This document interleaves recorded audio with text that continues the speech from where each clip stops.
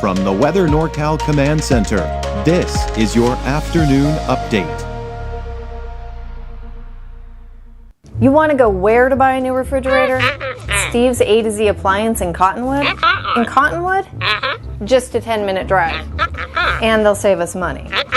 New and used, honest, reliable, factory-trained repair service and parts, and they'll save us money. And dispose of this thing? We gotta make the short drive to Steve's A to Z.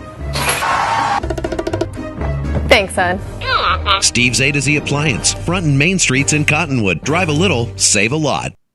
Well, sir, so far turning out to be a gorgeous day for some of us. Others starting off with some wet weather here, and looks like most of the rain that we saw was this morning. It will start to taper off through the afternoon, and we'll be looking at drier conditions here later this evening before the next round of rain comes in tomorrow. Here's how much rain we saw so far this morning, and you can see most of it was along the coast. Look at Crescent City, over an inch of rainfall from this morning. A little bit less as you start heading southward, but still pretty nice to see some of this rain. Now, it mainly went from Eureka kind of to the south and west, didn't quite make its way into extreme southern Humboldt County, but certainly did get to see some decent rain, and of course no rain for the rest of us, pretty much as expected. Now, we take a look at what it looks like on the coast right now, and you can see out at Crescent City, still the overcast skies. There may be a little bit of rainfall out there, and as we take you south, just north of Trinidad in Elk Country, you can still see some of the rain puddles out there, some of the clouds lingering around. There have been some broken clouds out there as well.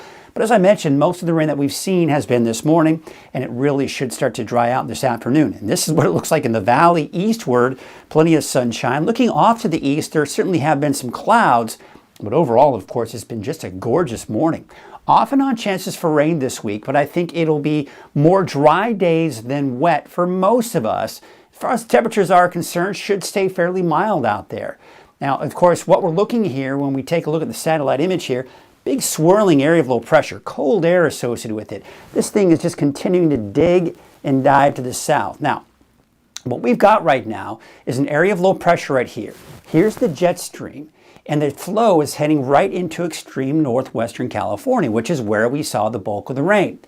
Now, what happens is, as this area of low pressure dives to the south, what happens is that the jet stream tends to kind of shift a little bit more this way. So we start to see less and less of that flow over Northern California, and as a result, it begins to dry out.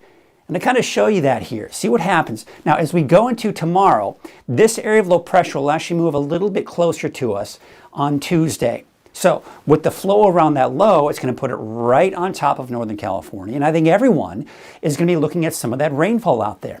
However, look what happens as we go into your Wednesday and Thursday. That low pressure system kind of dives down to the south.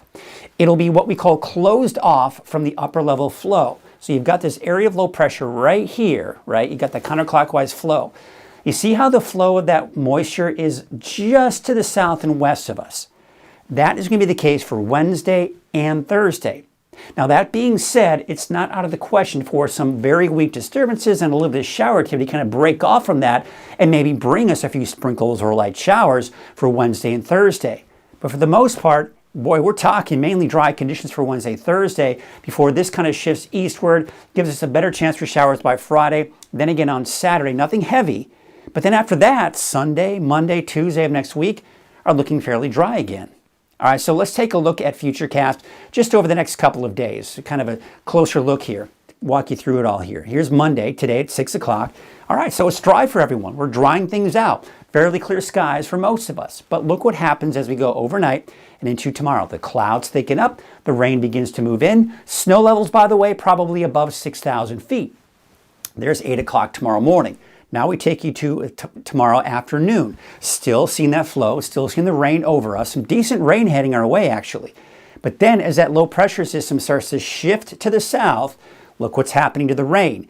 It's beginning to kind of move on out. So by the time we get into Wednesday morning, most of that rain is gone. But as I mentioned, with that flow, some stray showers, light sprinkles may make their way into our region here for your Wednesday, but overall, don't cancel any outdoor plans for your Wednesday or Thursday for that matter.